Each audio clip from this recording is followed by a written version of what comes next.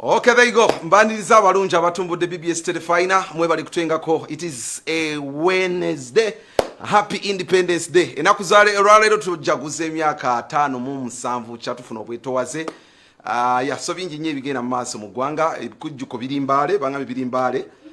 Mbale, yeah? Right?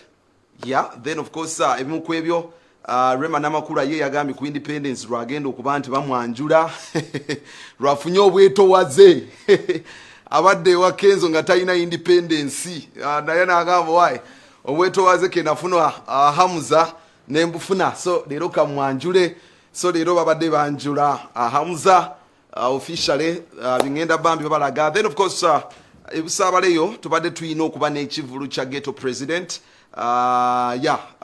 osobola concert kyempuliddeko nti bagikansolinze wetujjidde ku mpewo nga Bobby Wine is trying to do a press conference if obude butankwate tuject ease on yawo bebe kulu agenda baba chamulamu koso mutwalo gokka gutandiko gusonda osobola okuba nti omwerulira ku lunaku olwokutaano wali ku ease on Kasubi mpoze kiro kya leero balina bucket night ease on eno era yenjogerako gendayo bucket night beers 5 ndoza ku mutwalo very cheap beer so mugendeyo munyumirwe bucket night katutandika amawulire of course ngawe mbajonyode Rema lunaku lwaleero officially ayanjudde Hamza obokitegera kalino mu basiramu gye bayita nika sienika yenika mu basiramu kubanga bano bonna basiramu Hamza and Rema respectively. Kale katsoke tulabe ebifananyi just a rundown bifananyi so kompe ku bifananyi katono nnyo before we give them byonanga bigenze mass so kompe tubalozemuko balabe kumbera bwebade.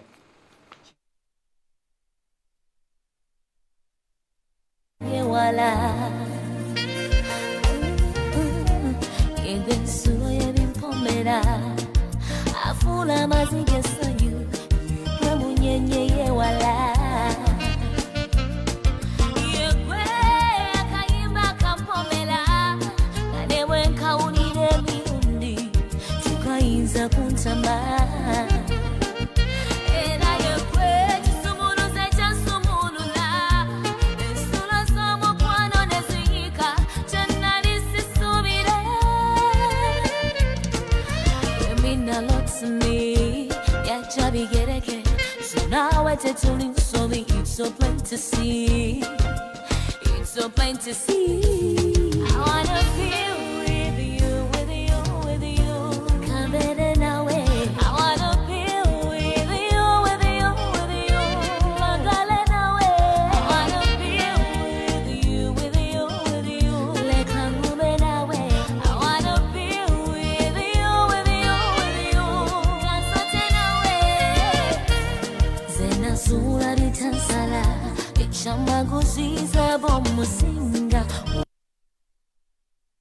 Okay, there you go. Bangambye. Obanya bintu byabagagga bino bibuzabuza. Twalaba obufaananyi bwetwali tusubira nti bina kuba kukyala. Bangambye kuno kukyala si actually kwanjula kukyala. Ndoza let me make it clear.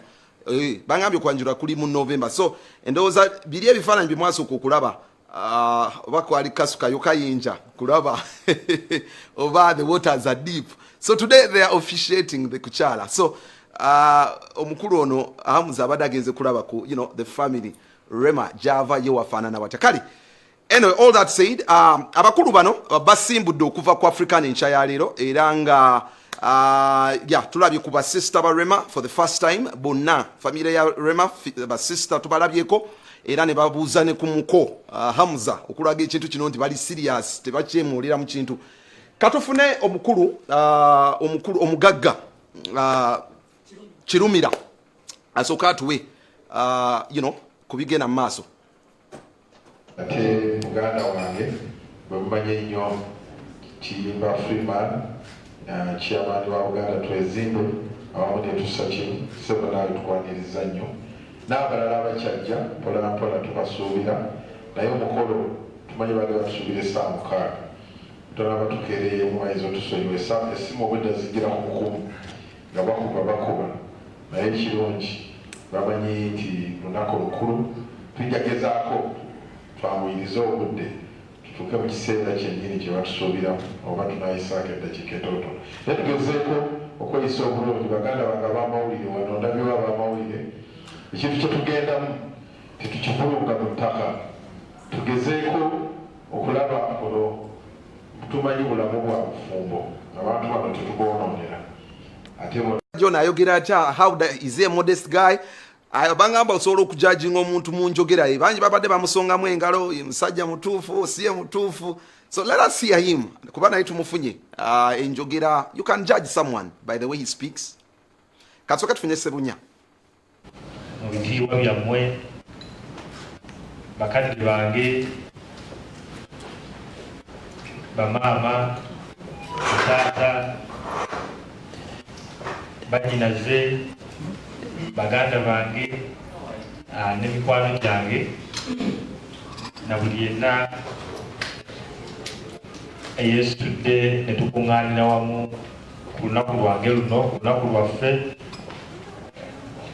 olw'ekitiibwa ntuusa okubalamusaako nti assalamu alaikum warahmatullahi wabarakatuh. Wa alaikum salaam warahmatullahi wabarakatuh. Amanya n'eddoboozi Dr. Ssebunya Hamza.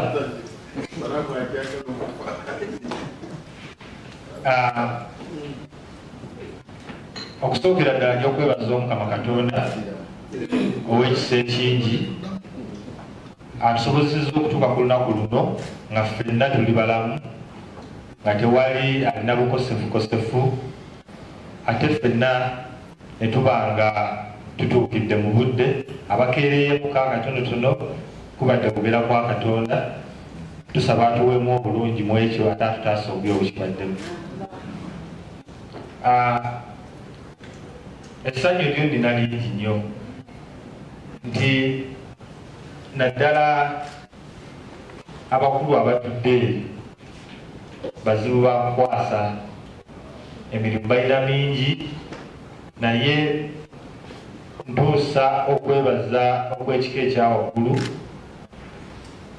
nti mwebale kwerekereza byonna byonna byembadde mulina okukola lunaku olwaleero abasinga mwandibadde ne famire zammwe nga muwumuddemu naye mbeebaza okuba nga muwaddeyo akaseera kano ak'ettendo ne mubeera nga mwegasse wamu naffe ne mutusanyukirako ku lunaku lwaffe luno wamu ne mukyala wange Namakula. Tubeera nga abadisitingamu ku microphone naye nga nnaku z'omwezi 14 Novemba ensonga ejja kuba ndala nnyo ensonga ejja kubeera ndala nnyo era buli kimu kitambula bulungi ntera okwagala ennyo okwogera bannamawulire bano badde nkimanyi bandinze nnyo naye ate mbalinze 14 tebajja kufuna bingi kunakulwaleero. Okay, there you go. Babadde bamujudging. I think you know the kind of a man to Rema now. Bowulidde eddoboozi n'enjogera his modesty. Kale. Oluvudde ku Africana no ne twolekera enaggulu. Emikolo gibadde enaggulu egisinga era wano we tufunye omukisa okulaba ku ba sister ba Rema ne babuuza ne ku bagenyi. Let us watch this as well.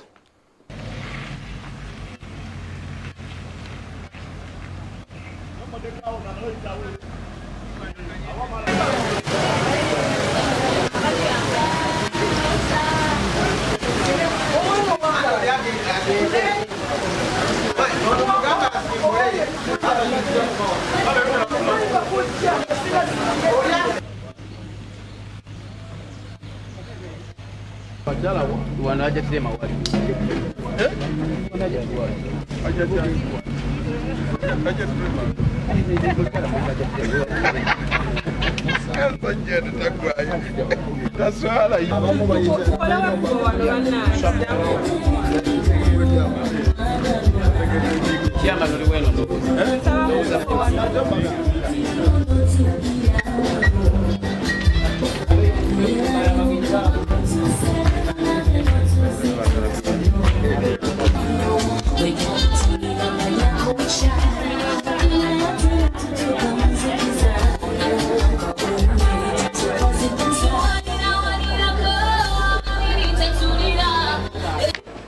twampa ku baana ab'obuwala bajja balamuse ku bagenyi bano n'oluvannyuma ate ekiseera nza kijja kuba kya mwannyinaffe kubanga bano bakyaliddaani senga naye nga tusanyusa okubalaba gende nabo nga bakendeeza entambula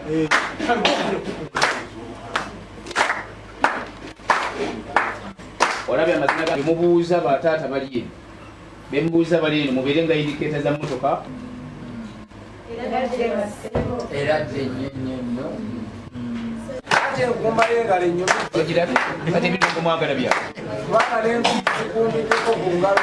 takubye engalo mulimba kale basenga Assalamu alaikum. waalaikum salaamu warahmatullahi wabarakatuh. omulundi ogumu guba gwa ngamiya yenye ogumu alina omwana ayizza emyaka 18 addemu aliko omuto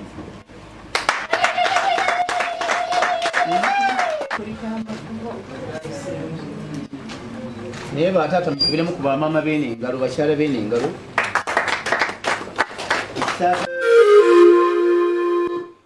Okay, there you go. Baba de Naguru, bayitawo no lower Naguru, that is plot 17. Gana makaga bagani. Tubabanga beyazisenyu. Rema wakulira Naguru, nga sakula bake Naguru, nga ndigeto youth we Naguru. But anyway, but today of course Rema came in and naye abadeko byayogedde n'abuuza ku mwami we officially in the midst of so many guests. Ndoza katumulabe bwayennekanekanye bwafaananye. twenzala wekika aduumire emizira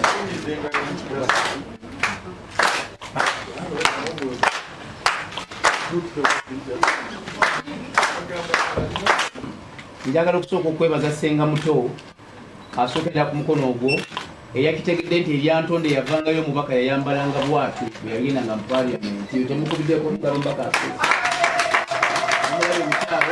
n'ategera nti amaka gano magasi nja kusaba basenga mmwe mwabuuzizza abagiddemu mwe nga si basenga nabo kabakagweko balamuse nga salaamu tebuzeemu babuuze ku bagenya. Assalamu alaikum warahmatullahi wabarakatuh.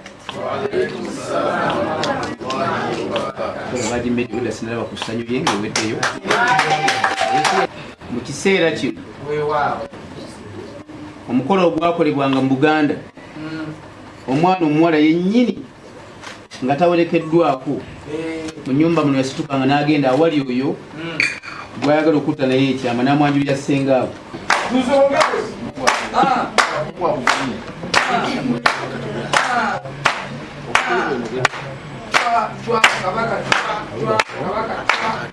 kuba teziwe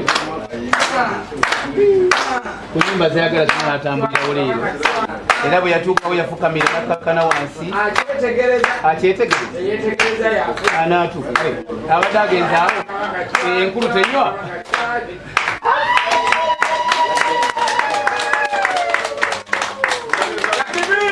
Allahu akbar Allahu akbar Allahu akbar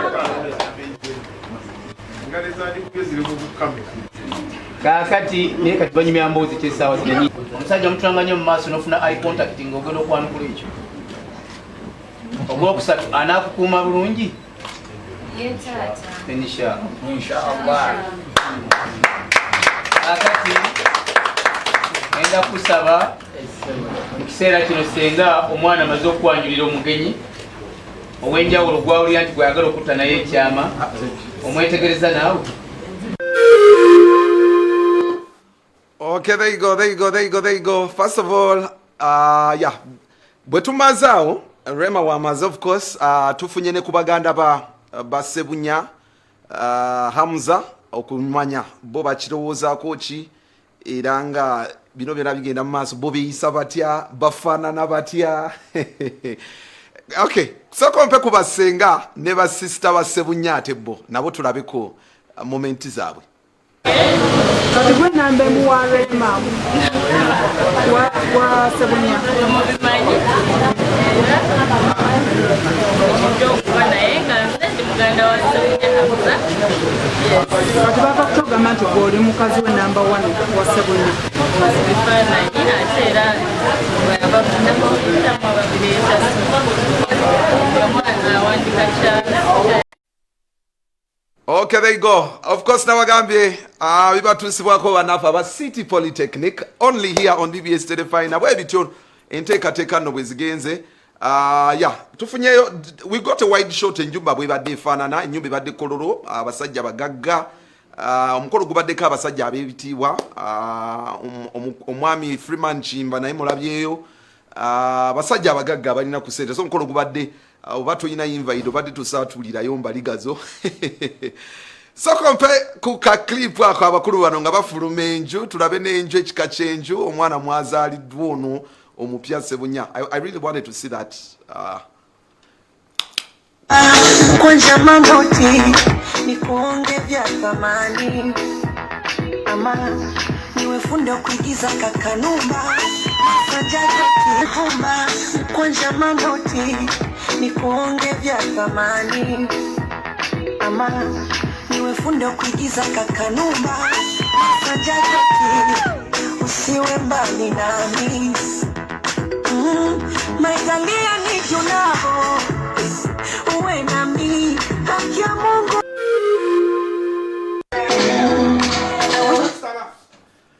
Gwe akasajja akatwalidde ddala omukyala mu byalo. Omanyi waliwo ba Facebook senga ne bakojja abadde bakyalina essuubi Kenzo alina okwetonda bambi biyinza obbanga byakulyamu buli byakugira biggwa. So ekintu ekituuka kweno level omukyala ono has decided, and I think Rema is gone. There is no turning back now. Yeah, agenze kakati no yinza okwebuuza bino byonna bambi bigenda mu maaso oba Kenzo bambi kati awulira otyo oba ali atya. Kyo kye mmanyi tekiyinza bbanga kimusanyusa, munakuwavu, munyiivu,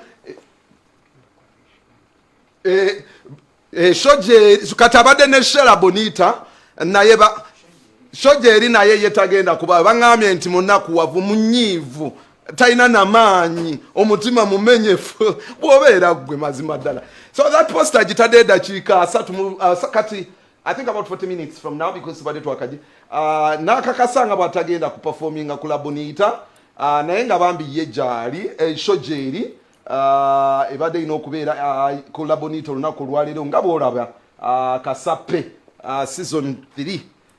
So temumusuubira waali tetumanyi naye bw'abanga ali kumpi ne Beto musajja mumunyigenyige teyetugiraawo.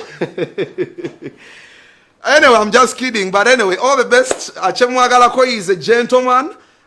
He sent off omukyala we with the respect era mujjukira ekiwandiiko kye yasembayo wano okuwandika nga ayagaliza Ssebunya ebirungi.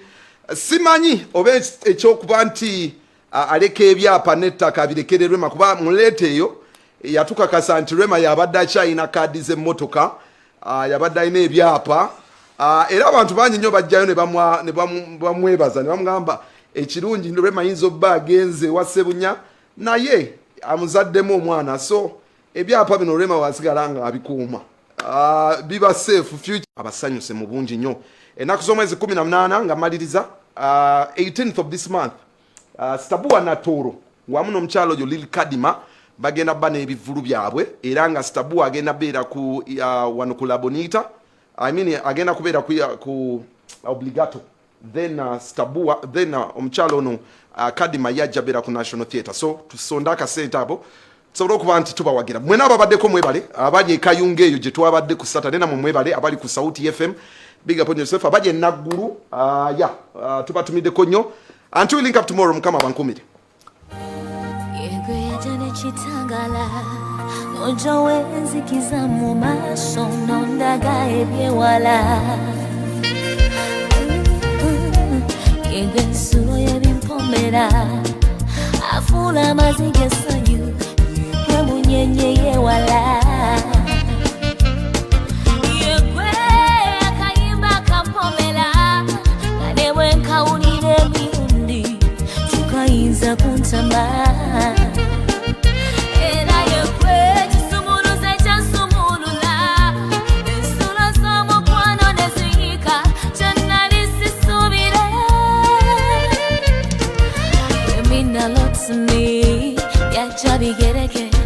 power to lose, so it's so plain to see. It's so plain to see. I wanna feel with you, with you, with you. Come better now, I wanna feel with you, with you, with you. Come better now, I wanna feel with you, with you, with you. Like come better now, I wanna feel with you, with you, with you. Come better now, Zena sura bitansala, ichamba gusiza bomusinga.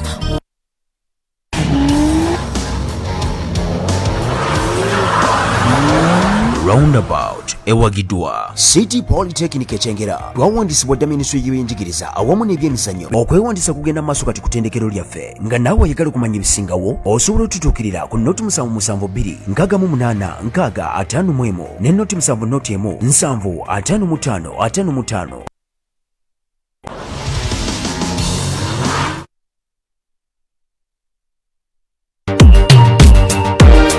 Ekiddako kikutuusibwako kofuni lya wano Uganda liri nakyo lya habo ate lyakakasibwa National Drug Authority era omusawo omukugu ye yalindagirira. Kofuni tebaliseera ate lisangibwa mu matundiro g'eddagala wonna mu Uganda. Kofuni lye lisinga mu kuwonya ekifuba ne ssenyiga.